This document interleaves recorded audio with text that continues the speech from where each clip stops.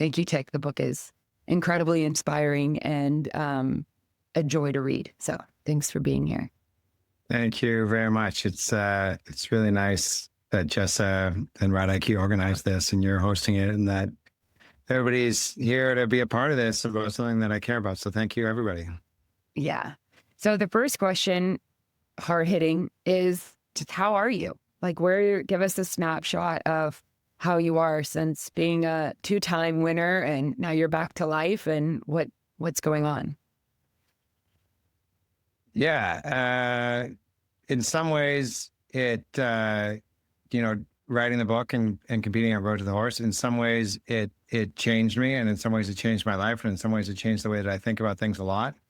And then in other ways, feels very much like life is back to normal with a lot of things. Like I just had to rush here for this call because I was picking up the kids from school, and I realized we had no milk and no bread, and I had to stop by the grocery store and everything was like a little rushed. And then still, there's so much growth personally that I had with Road to the Horse, but obviously it's, I've got a long way to go as well. So there's all these, things that I'm still encountering. When I read other people's, let me just say, Natalie, that with the book, I tried not to get too much into like starting horses, like the technical aspect of it. And a lot of the books that I really enjoy, it takes you on a journey that's also an inner journey. Like I think about Cheryl Strayed and her book Wild. I think about Elizabeth Gilbert. I think about Untamed, books like that. And sometimes you think at the end of the book, like, oh, they've got it all figured out. And then you wait a few years and they come out with like the next book, and you're like, oh, like there wasn't really like this clean ending. It's like on to the next growth opportunity. Yeah, it's definitely on to the next.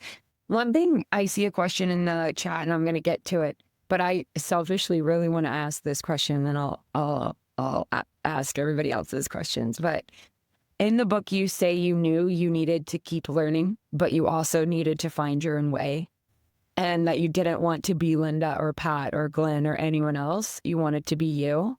And what did it actually feel like emotionally, physically, to step on to Road to the Horse, knowing that the only way you could do it was to be fully yourself? And how did you, the interesting part of that is like, that's the most vulnerable place you can be, to be you. We want to hide behind the systems, the methods, someone else's answer to it.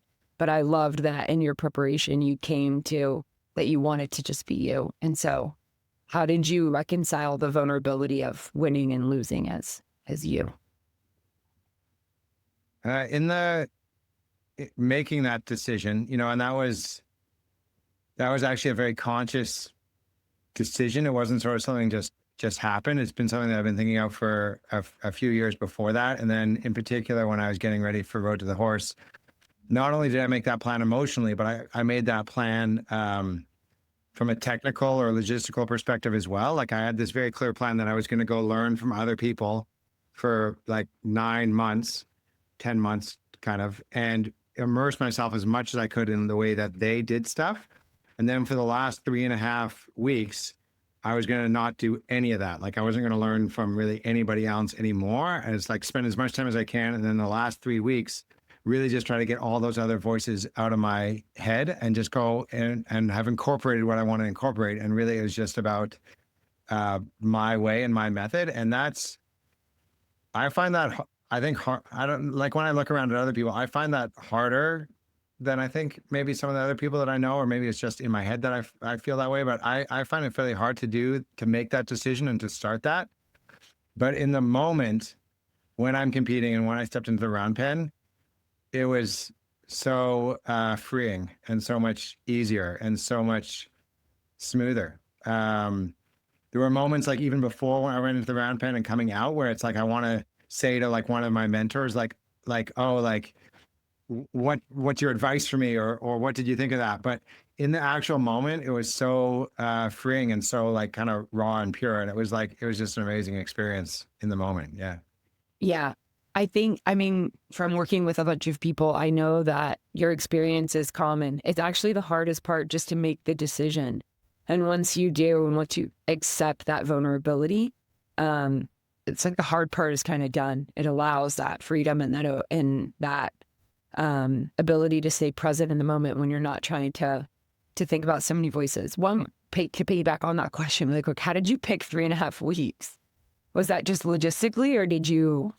I just kind of thought, I've been competing in different sports for a long time. And I just kind of thought, for knowing myself over that amount of decades that I've known myself, I thought that's how long it was going to take. Like, I thought if I had had coaching right up until 2 days before, I wouldn't have gotten the voices out of my head. And I thought if I had stopped 2 months earlier, I would have gone a little bit down my own path too much. And so I just kind of thought, like, leading up to it, that's going to be my sweet spot. Like, that's going to be how it's going to work. And it worked out a little bit like how I expected, which is nice that I knew myself that well. I think if I'd been doing a different, sport or discipline or activity, I might have made that time more or less. But for Road to the Horse, it worked out pretty well.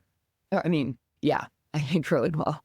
It is amazing that you got that time frame perfectly. I think that's kind of the hardest thing to test, is when to stop learning and when to just get back into the flow. Stephanie asked, what did you do differently from Road to the Horse? Yeah, to the next one, from one to the next one. I guess I can talk about that from a technical standpoint, and then also from a sort of emotional standpoint. Emotionally, leading up to the first one, I mentioned in the book, there were some people that I really respected, like David O'Connor and my dad, Rick, and, other people as well, that basically said I shouldn't compete at Road to the Horse. And then there were a lot, 99% of the voices that I heard, whether they were friends or family or just people in passing, the comments I got were like, just do the best you can, and don't feel bad if you've got to stop after day 2, or just do the best thing by the horse, or don't feel bad if you got to kind of lay up, or, all these people have way more experience than you. It's winning just to be there. And so those were all the comments the first year. And then the second year, all the comments, 99% of them were, are you going to win again? Are you going to defend your championship? And so it was a very different mindset. The first year I went in to, I think, most people's perspective, and also to my own, as like a complete underdog. And then the second year, after you've won once, you're going in with a certain expectation. And I think the more you win, the harder it is to go back and put yourself in that situation again. Like, just yesterday, I was talking to my parents again about, if they invited me back a third time in the future. And my mom, who was so supportive the first 2 times, she's like, I don't think you should go back. Because the more you go, the less you have to win, and the less you have to win, and the more you have to lose. And so it was like a very different mindset. And basically the mindset that I tried to put myself in both years, which was actually exactly the same, which is I had these 10 principles that I wrote in the book, and just making it about the process, and just making it about trying to be my authentic self, and really like writing down and telling myself and having the conversations with my team. It's not about whether we win or lose. It's about like how we follow these principles, and how we hold like our heads up in public and follow them. So, from a technical standpoint, I learned a lot from doing it the first year. I learned how the competition is run. I learned more what the horses are like. So in some of those ways, it was a little easier to be quicker and smoother.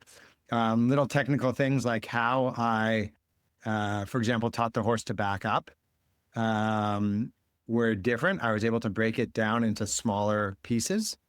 And I will say that a lot of people that haven't seen this competition before, when you hear that you're going to start a horse in 3 days, they think you're going to skip a lot of steps, as opposed to starting a horse in 3 weeks or 3 months. But really what I really tried to be able to do was actually add in more tiny steps. So instead of having like steps 1, 2, 3, 4, 5, 6, 7, 8, 9, 10, I would have steps like 1.1, 1.2, 1.3, all the way up to 100. And so for the backup, that's one thing that I was able to start incrementing and peppering in on a smaller basis right off the bat. Like, could the horse just rock back and then rock back a little further, and then lift a front foot and then take a step back? So I was able to break it into smaller pieces, which makes it both smoother, and you can get more done in less amount of time rather than taking like big chunks. So good. I remember that from the book. I think like your first mistake you said was Yeah. not showing the horse a smaller way or like an easier way to do this. Or was it turning? Was it backing up or turning? Backing up was probably the biggest mistake I made First. in the first year that I incorporated better the second year.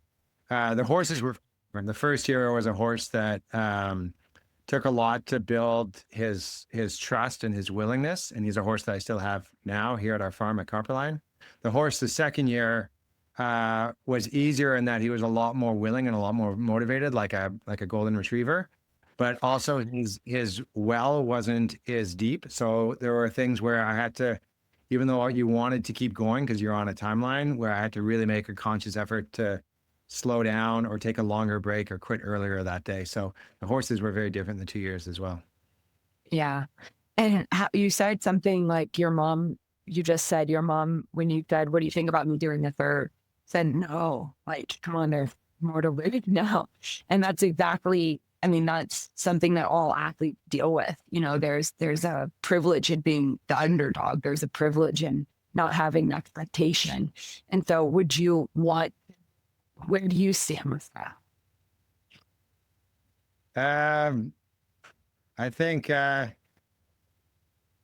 I mean, I think pressure is a privilege both ways. And, you know, in the moment, like right now, it's very easy to say because like I'm sitting here just talking to you and I don't have this horizon, but like the week beforehand, both years, like I was having trouble sleeping and you're so anxious and you're so tense. It's like for anybody that's probably like, you know, defended a PhD thesis or something like that, or like you've had a really big competition, or like it's just like in the moment you're just like, why am I putting myself through this? But once you actually get in there with the horse and you realize why you're doing it, and coming out of it, you know, the biggest win coming out of it both years was just how much I learned about horses in general and about starting horses, and how much that affects so many other lateral places in my life, whether it's an upper level competition horse or how I teach myself a new skill or how I relate to my kids or whatever. Like that quote, Natalie, you gave me, like that love is being fully present. Like I think about probably every single day in some context, like whether it's with my kids or putting the phone down on when I'm on date night with Sinead or with a horse, or I catch myself like texting. It's just like, you know, there's you know, there's just like all these little gems when you take yourself out of your comfort zone that you can just hold on to for the rest of your life. Yeah. I love at the end of the book or the end of day one, where you're like, I spent it totally in love. And I think you did too. It's so cute. But I think I just want to wrap that part in a bow. I think what you did really well in the book and of course your second time is you became the person that could win. You know, you became who you needed to be to win. It wasn't something you pulled out of your head. And so I think if you entered the third competition with just that same mindset of who is this asking me to become, and can I become more of myself with the process? Let go of anything that isn't me, fear, expectation, become more of who I'm supposed to be. I think no matter if you win or lost, you would have won in progress in the process. Yeah. So Are we taking notes? I got to write that down. wait, Jessa, I actually have one more thing to add to that, because in preparation to this, Jessa asked me if you could coach Tik to his next road to the horse, like what would you do differently? And I was at my first reaction was like, no, like Tik, perfect. Like you did so great. But then as I thought about it more, actually it came to my realization. I wish I could have helped you in those moments where you were having those sleepless nights, or when you were really feeling the pressure of having, you know, spent more time, spent more money, spent more of this huge investment that you made and becoming who you needed to be. You know, you didn't have the evidence that it was worth it. You didn't have the win and the check and whatever else. And I thought that was a lot of responsibility for you to hold on your own. And in some moments, it kind of broke my heart when you're waking up and sweaty and going for runs and stuff like that. But and just those moments, having someone to help you build your capacity for the moments, not suffer within them, but turns out you did pretty well in your capacity group. But yeah, Jess, so next question. The book got me interested in groundwork. Where do you start? I want to dip a toe in the water, basically. That's from Krista Wilson. Wow. That is a great question. Well, I guess it depends on what each person's individual learning style is, how you like to learn or how you're most motivated. There's a lot of great books. There's a lot of great videos. There's a lot of great podcasts. There's a lot of great clinics and clinicians. There's places to go for private lessons. There's places to go to bring your own horse or use somebody else's horse. The way that I learn the best is probably 80% through watching, 10% through reading, and 10% through trying it myself. But I love watching. Like if I watch I can sit and watch clinics. Like over here on this shelf over here, I've got a DVD collection that if I had paid retail price for these DVDs, it'd probably be $10,000 or $15,000 worth of DVDs. And they're just videos that are all about groundwork that I go and watch. And the nice thing today is you don't have to have a DVD collection because you can live stream all this stuff, so it doesn't take up space on your bookshelf. And a lot of it is even available for free. The difference now compared to 15 years ago is that it used to be that if you were creating these really expensive DVDs, you probably had something substantial and for the most part worthwhile to say and present. Whereas now there's so many online resources, it takes a little more time to sift through it, to kind of realize what the good stuff is. So probably a good starting point would be to have, a coach or a mentor that at least, even if you're not seeing them every week for a lesson, but they can help point you in the right direction of clinicians to go watch or go and ride with, or books or DVDs. I don't use a lot of clicker training with my horses anymore. I do in certain situations. I wouldn't say I don't use it. I probably use it in some situation every week, but it's not the main way I train horses. But I will say that learning how to clicker train is a very, very helpful skill, because the skills and how you think about training, even when you're not using food and even when you're not using a clicker, they can be very, very helpful in other situations. Yeah. Chicken camp. Yeah. Okay, Jessa, what's the next one? You drew a lot from a lot of systems and mentors and your own experiences to come up with your approach. How did you figure out how to implement and what to leave behind? That's from Caitlin. I love that question. So when I'm learning stuff from other people, I think that you can look at it on 3 levels. The surface level is the tools and the techniques that you use, like using a stick or a flag or a rope, and how are you asking the horse to back up? Is it in this direction with this or in that direction with that? And then, and there's a lot of different techniques that people use and tools that they use. But to me, that's the most, it's helpful. And it's what kind of gets you through the day. It's like knowing how to, if you're going to write a book, it's like knowing grammar, right? So it's like, it kind of gets you started, and it's a good starting point. The second level is learning theory. And that's where something like chicken camp is very helpful, or spending time with a coach that not only knows what they're doing, but they know why they're doing it. Like they can explain the reason behind things. Like if someone would just go up to your horse and say like, why does your horse have a throat latch? Or why does your horse have a nose band? Or like, why are you asking your horse to back up that way? That you could go, okay, you would understand it enough that you could sort of write an 800-word essay that would explain eloquently why you're doing that thing. Like what's the why behind it? And then the third level is the philosophy. And to me, that's the deepest level, and it's also the most interesting level. And I believe that no two people have exactly the same philosophy. It'd be like no two parents have exactly the same parenting philosophy. Like you see a kid that's climbing a tree, and one parent might say, be careful. Another parent might say, get down. A third parent might say, I'm going to teach you how to, climb this more carefully and where to put your feet. Another parent might say, I'm going to climb it with you. Another parent, might just give them a warning, so you have all these sort of degrees of philosophy, and everybody has their own mind with when they're going to say that to the kid and how old the kid is and how high the tree is. Everybody has their own sort of line for those kinds of things. And it's the same with horses, which is why I find it so interesting to not just watch somebody that goes and competes in the Grand Prix and you watch them under the lights, but you go watch their warm up beforehand, or you go watch how they ride their young horses earlier in the week. And that's where you start to see where the philosophy comes into play. So when I'm learning from other people, I have I would say a pretty strong idea of like what my theories are of how horses learn. And I don't think horses only learn a certain number of ways. So it's like that's sort of more or less set.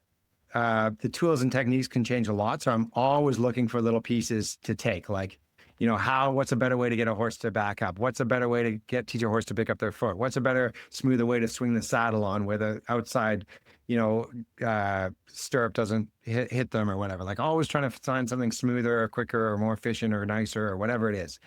And then on a philosophical level, that's where it was really helpful to write the principles down before I competed, because that's what I keep coming back to. And also to recognize that somebody doesn't have to have the same philosophy as me to learn from them. Like I can learn techniques and tools from them, even if they don't have the same philosophy as me.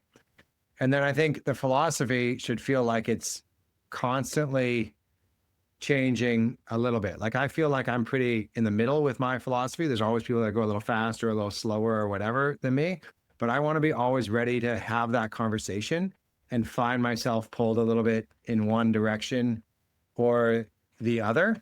And I think the best way to have conversations is in a form that has length and nuance, like a conversation with one person, a conversation with 3 or 4 people around the campfire, a 8,000 word article that somebody's written, in a documentary, in a phone call.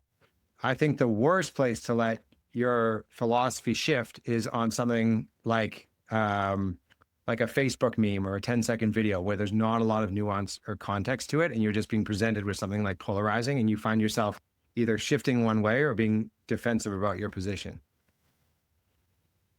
It's so good. And I think it was Christine that asked the question. Just as I right. Caitlin. Oh, Caitlin. Caitlin, I think that's such an incredible question. And I think it's something that you just need to spend time honestly thinking about, like thinking about what Tik just said. I think spending time, like he said, coming up with those set of principles, coming up with your set of principles, just in pencil, knowing you can erase them, you can change them. But we avoid creating a point of view, especially in this polarizing world. We don't want to have a point of view that goes against this person or goes against that person, but in the safety of your own time and your own mind, create those principles for yourself. Have an inner authority about what's my stance on this. Go learn from people. Like Ted, I think, is a perfect example. Is be super flexible as you're learning. Dive in as you're learning to give that theory, that methodology, the full chance it has. And then in your own time, synthesize that information and then synthesize it against your philosophy. But I think where people go wrong is they never spend the time developing their own philosophy, and then they have nothing to measure it up against, and then they get caught in that polarization swing. So I think everything Tik said is so good, and practice what Tik preaches about writing down your principles and diving in when you're learning something, even if it doesn't feel quite right, fully dive in and then assess afterwards. And it gets so good. That actually brings me to something I really wanted to talk to you about, Tik, was your time in Argentina. And when you were noticing that, what's the main guy's name? Christo and Oscar. Oscar's the dad. Oscar's the dad, yeah. Christo's about my age, more or less. When you were watching Oscar and you said, I felt like he wanted to tell me something. He had something, but maybe it was the Spanish. Maybe it was that I had been living in a city. I feel that so much. I know that feeling. I know that from traveling and feeling this, like, wow, they're so in attunement and the vibration of where they come from. If you had to guess, like, what do you think that missing piece was? And are you closer to it now? Yeah, I think it's just, it's the same thing. This guy from Costa Rica, Abisai, who is living with us, and he just goes like, you guys are all in such a hurry. It's like, what are you guys doing? Like, slow down, enjoy life. And yeah, Yeah, and it's just, I don't know if you'd put it in those words or it'd be a little swing on that, but it's just so hard to have that balance between having like a goal and a purpose, and at the same time feeling like you're not in a hurry and you can enjoy life. And some of the people on a personal level that I'm really drawn to spend time with are people where I feel like I can talk to them and it doesn't feel like they're in a hurry. And I try to do that with other people, but very often I don't feel like I'm successful. Like I feel like I'm hearing somebody tell me about their horse, and in my mind I'm like, I'm late for my next lesson. And I don't want to keep this next person waiting because they're paying money and maybe they have like a thing or whatever. And it's just hard to reconcile like the time constraints and the financial constraints of life, especially in a Western culture, versus you go somewhere on vacation, you're like on island time and somebody doesn't show up to open their cafe, they show up an hour late, and you're just like, how do you guys run a business? But on the other hand, like they're living an awesome life. So I don't know. Yeah. It's something that I've tried to merge and say from traveling all over Southeast Asia, from living half the time in Costa Rica. It's this thing that it's probably the thing I'm most attracted to in people is like this ability to match the vibration of where they are and get into the rhythm of where they are. And like you mentioned that surfer who noticed the set coming in from a totally different direction. I mean, those are the type of people that I'm so attracted and amazed by those people that can just feel the wind shift and react. When you were reading, or when I was reading what you wrote in the book, I was like, wow, I know this feeling so well. I try to marry that all the time. Okay, Jessa, what do we got next? We have Terry next. We're going to go to our first person who's brave enough to ask. All right. I know Terry. Yeah. Hi, Natalie. I hope that's... Hey, Terry. Hi. I hope it's allergies and not a bad cold that you're suffering from there. But Some throat. oh, God. Yeah, okay. Well, I wanted to make a comment. It's not a question. Hi, Jordan. I can't wait to go to chicken camp. But I listened I don't remember, a couple of days ago to episode 3 of the Mastermind, the latest season. And I just wanted to comment that what I really, really appreciate about you, Tik, is that you're consistent. So what you wrote wasn't just kind of, this is my book persona, but it seems like this is who you really are. And you're just very consistent and you very much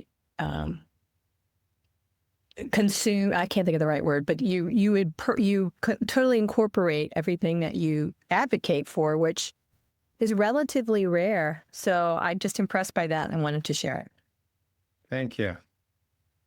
That's really nice. That's really something. Yeah, it's such a good reflection. And I can echo it. He really is. All right, we have another question from chat here that I'll share. Yay, from Stephanie. What is your biggest takeaway from Road to the Horse that has informed you working with your competition horses now? That's such a good question. That is a great question.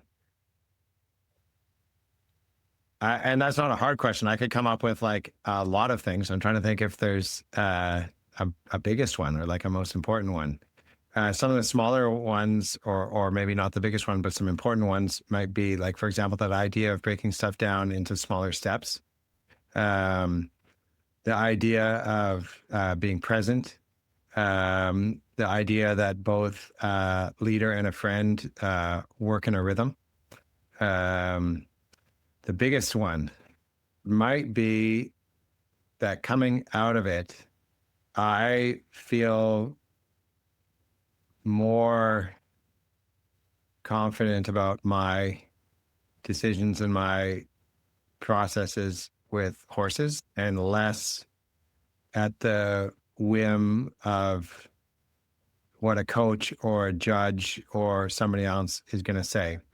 I think I've always felt like that gut, like we all have the gut feeling about things.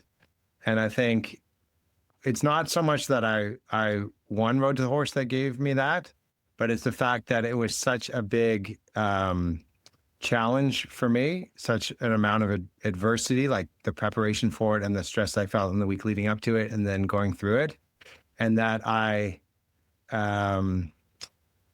survived isn't the right word, but like I survived it in a way where I came out like stronger and more thoughtful about it. And I think that's given me a confidence now where when I teach a clinic or have a conversation with a peer or even somebody that like I would consider much more experienced or older or wiser, I feel more confident, like leaning on the weight of what I believe.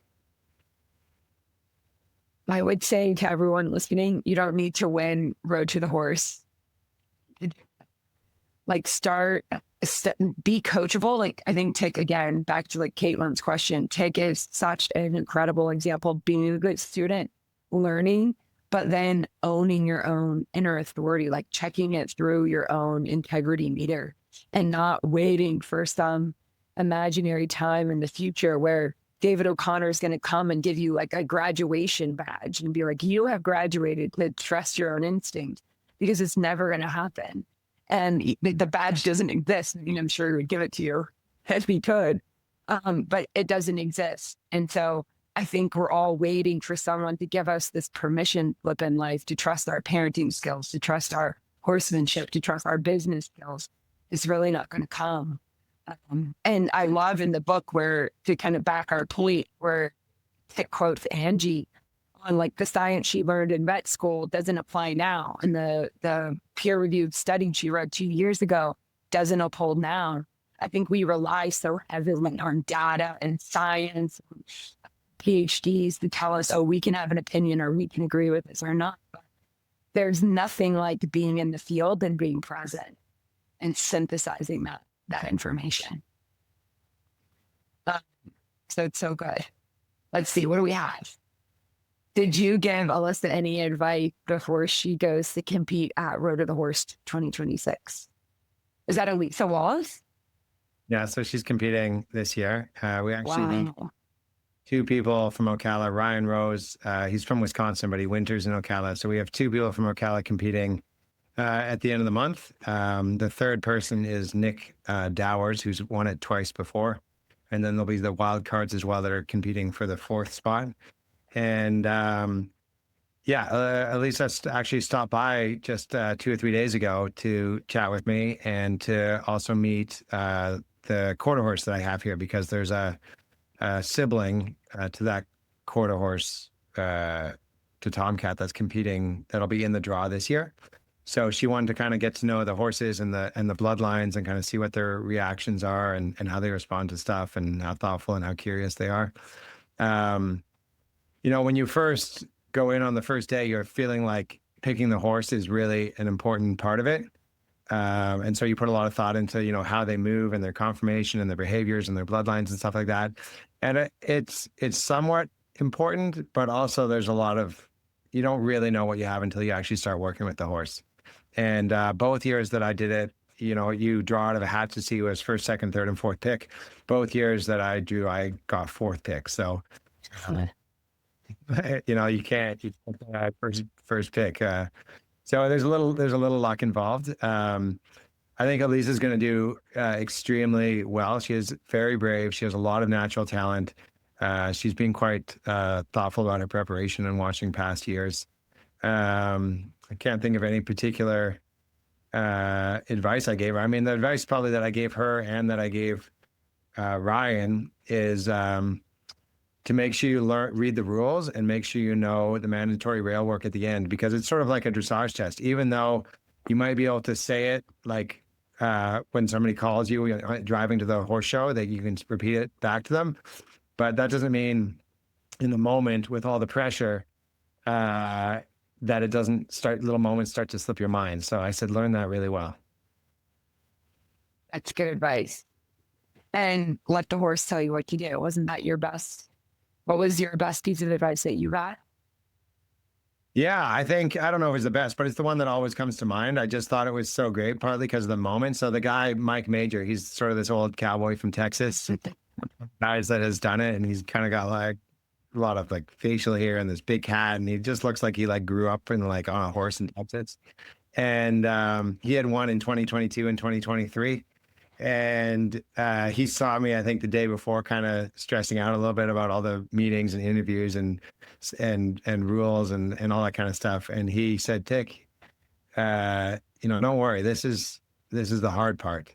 Tomorrow when you go on the round pen, that's the easy part. You don't even have to think. All you do is you just do what the horse tells you. And just the way he said it and like his appearance is just like, I'll never forget that moment. And even the fact that he just like spoke to me and knew who he was, who I was. I was like, how does this guy know who I am? Yeah, so I'll never forget that.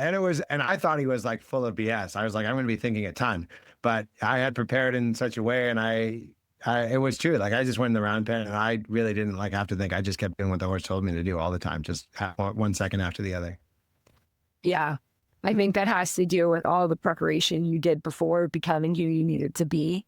And then trusting that what you've built, and then you were just able to stay present. Jessa, what do we have next?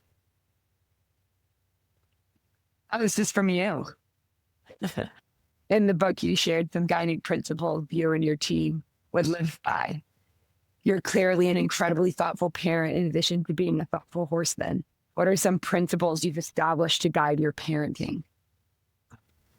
Well, I actually think it would be a good exercise for me to write down principles for parenting, because I haven't done that. But I think, Shane and I have talked about doing that for our staff in the barn. And we've kind of gotten started a few times, but we've never done it is taking as much time as I did for Road to the Horse to do that. I think doing that for the kids would be good. I think, probably two guiding principles that I kind of never lose sight of. One is that with my wife, with Sinead, that I want to always provide kind of like I guess you call it like a united front, and that I'm always ready to talk to Sinead about the kids and have the kids see that relationship going well. And then probably the biggest thing I got from my parents growing up is that feeling, even if I wasn't doing something right or I made a mistake, but that there was always a feeling of unconditional love behind anything that they said. And when you grow up, no matter how you grow up, you feel like that's how everybody grows up. You can grow up in the desert, with like a traveling herdsman, and you feel like that's how everybody grows up. But I didn't realize actually how common it is not to have that in your life growing up. And I think one of my favorite authors is Pat Conroy, and I look at him, and I love how he writes, and he's a great writer, but it's like he lived to like however old he lived. I don't think he ever felt that. Like, I don't think, he came to terms with his parents, but I don't think he ever truly felt like there was somebody or himself that gave him unconditional love in his life. And I heard a good quote the other day that, Pat Conroy is very insightful and you think he'd have it all figured out. But basically the quote was something like, insight is not the same as healing. And so you can read all the books. It still doesn't mean you're healed, And basically I want my kids to feel like unconditional love. So I guess that's one of my principles. I think that if you just uphold that one principle, then you will be they'll have won everything they needed. There's, even in neuroscience, you only have to correctly attune to them like 30% of the time for their nervous system to develop properly and for them to develop a secure attachment. But what I know from practice and being in school and being with kids and being with people, like, if you just unconditionally love them, it's the only thing people need. And people that need healing, the only thing they need is unconditional love. And what we're doing is we're still looking for it in the outer and for the parent to do it, but we can actually do it for ourselves.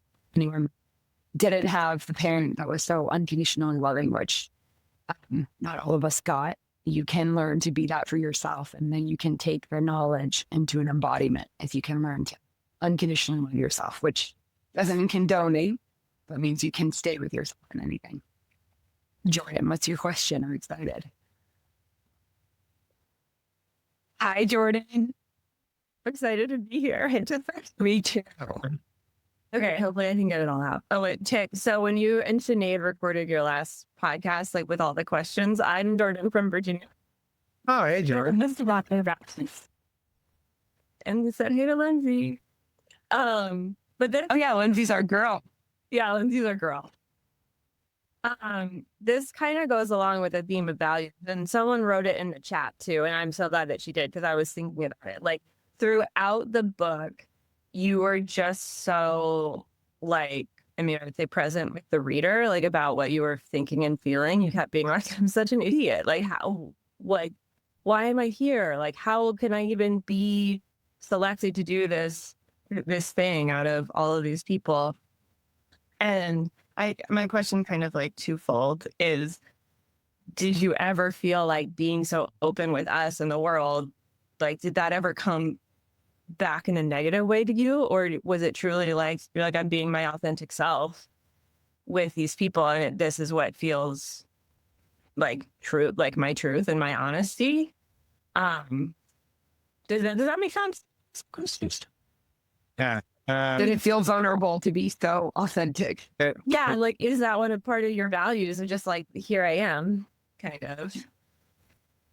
Yeah. It does feel vulnerable. And I definitely still get like vulnerable, what do you call it? Vulnerability hangovers in situations, like a real thing for me. I guess when I think about when I'm going to, like if I decide I'm going to do something, like I'm going to compete at Road to the Horse, or I'm going to write a book. I guess there's like, I could say I'm going to write this book and I'm not going to be vulnerable at all. Like I'm just going to like write like a textbook and I'm not going to put any emotion into it. And you know, like I've thought about, for example, like with Trafalgar Square Books, they wanted me to write like a technical like handbook, like how to do groundwork, like somebody's question earlier today. But it doesn't inspire me, and it doesn't like give me the growth that I want to have in my life. And when I think about books that really like that feel like I've made a very significant difference in my life, I want to, even though it's hard, like I want to try to do that for myself and for other people. So it can be like totally like that. But then we get into the point where you can be like totally vulnerable or like almost totally vulnerable. And there's like little like separating it. And either way, when I do either of those things, I can still get negative reviews. Like if you go on like Amazon, like I'll go on Amazon when I'm like not in a good mood because I want to be more depressed, and I'll read like negative reviews about my book. And those are going to occur no matter what I do. Like you, what's the quote? Like you can please some people some of the time, but you can't please all the people all the time. Like, and I recognize that intellectually, that like I can look at my favorite authors in the world. Like Elizabeth Gilbert's one of my favorite authors in the world, and she still gets like negative reviews by the 1,000, right? But obviously she gets more positive than negative, right? But if I am completely authentic and I get a negative review, it feels like there's like a core that it like doesn't penetrate as much. It's like I feel like I'm already as raw as I can be, and so it doesn't like seep in as much. Whereas if it's like I hold back a little bit and I'm like 90% vulnerable, but I don't go all the way, and then I get the negative review, then in a way it feels worse. Everyone remember that. Everybody thinks it's the opposite. Everybody's trying to protect themselves so much, but actually it's the protection that hurts. It's the protection that hurts. When you're fully open and you go all in, it doesn't hurt as bad to get a negative feedback. It still hurt, but it doesn't hurt as bad. Not as bad. And that's like when you started in one of our conversations, like, I think we talked about that. Like, you got to go all in. There's no way to hold back. People are gonna, no matter what, people looking onto you are going to project onto you. It's a part of being successful. It's a part of being the man in the arena, is you're going to be projected onto. So you might as well use it as an opportunity to fully become who you're supposed to be and chip away and become the David and be all that you are in the arena, rather than still protecting themselves. But that's why people don't actualize into all that they can, is they go 90% and they do most of the hard work. And they think, wow, this hurts so bad. I can't imagine getting rid of this last 10%. But it's a misunderstanding. It's the protection that hurts. But I mean, people project it onto Jesus Christ, you guys. You will never bleed everyone. Never. It's impossible. There's so many things that people, and that can say about people, and it says way more about them than it does about the person.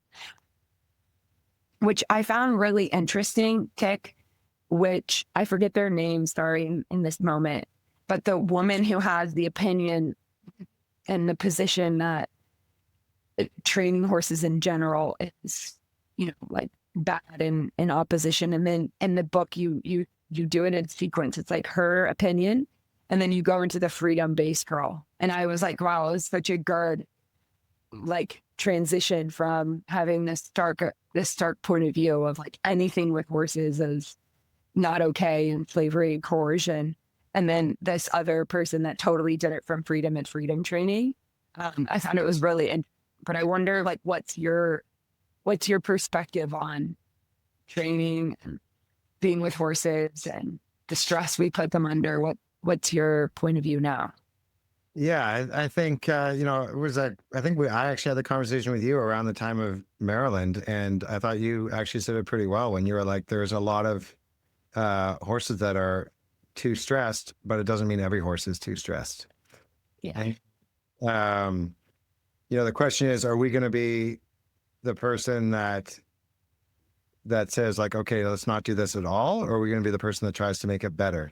And I two books, there's a few situations where this comes to mind, like we see it all the time in eventing where there's people that are like, oh, it needs to be different, or bring back the old format, or it's got to be safer, it's got to be this. But it's like, are those people actually doing anything? Like when I talk to David O'Connor and I talk to John Halling about the safety that he's doing, and I see people actually like working to make it better. Again, like, I'm not saying it's wrong to say something is wrong, but the people that inspire me are the people that are working to make it better. Like, that's what gets me excited. So it's like, that's the person I want to become. And, two other books that Iran's in the news recently. And there's a lady, I think her name's Sharina Badi, who wrote a book called Iran Awakening about 20 years ago. And she was basically the first female Iranian, like, Supreme Court judge or lawyer or something like that. And I read her book. And she was living in this super repressive regime, and she was like going to jail, and like there was all this negative stuff in her life. Like, it was unbelievable. And she wasn't saying Iran shouldn't exist, and she wasn't saying Islam shouldn't exist. She was saying we need to make it better. And I contrasted that with another book I read right after, which was a book, I can't remember her name right now, but she wrote a book called Infidel and another book called Nomad.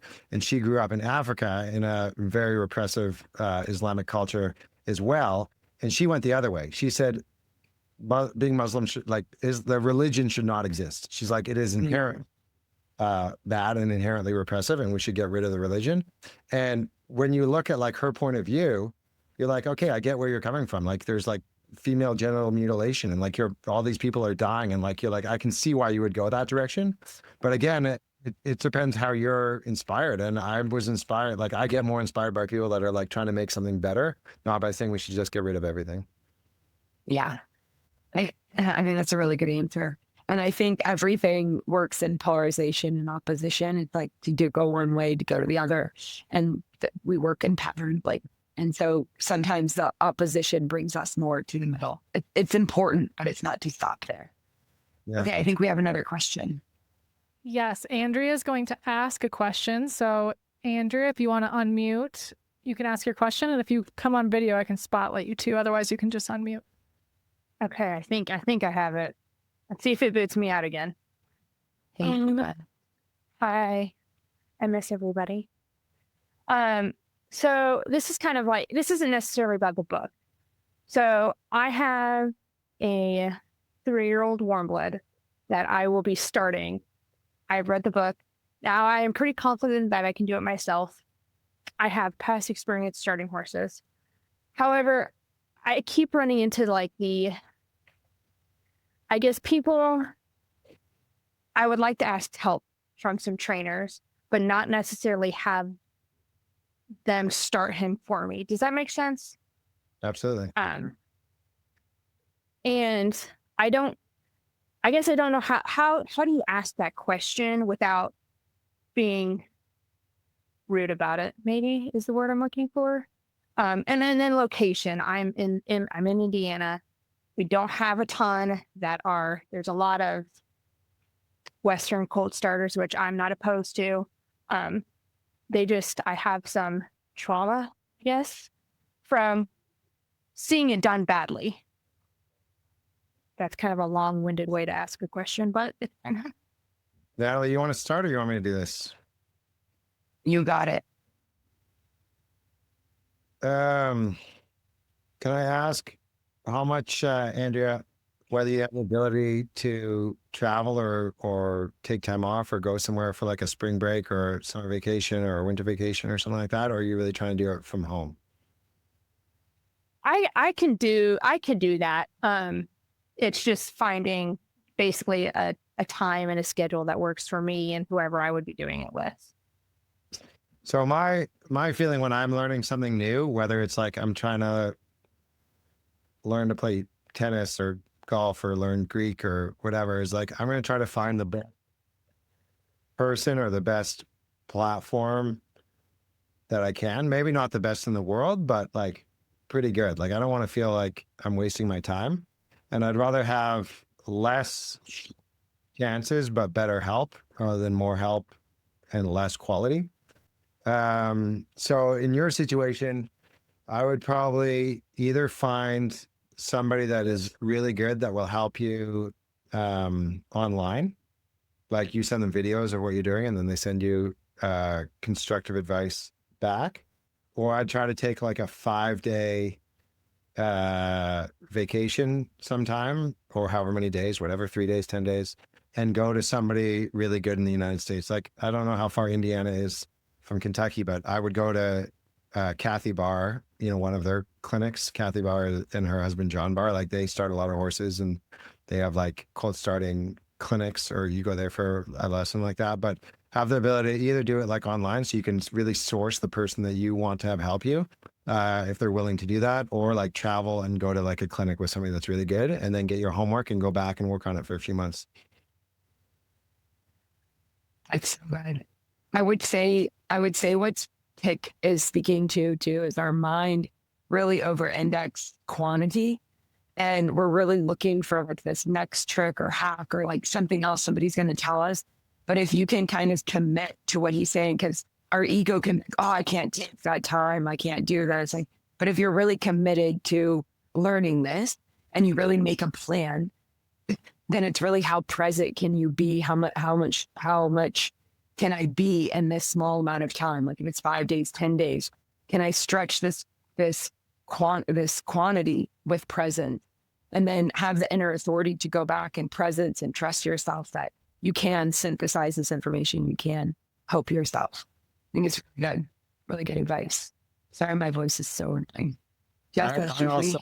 When I was learning, I also bought, like these DVDs. You can buy cold starting DVDs from people that you respect.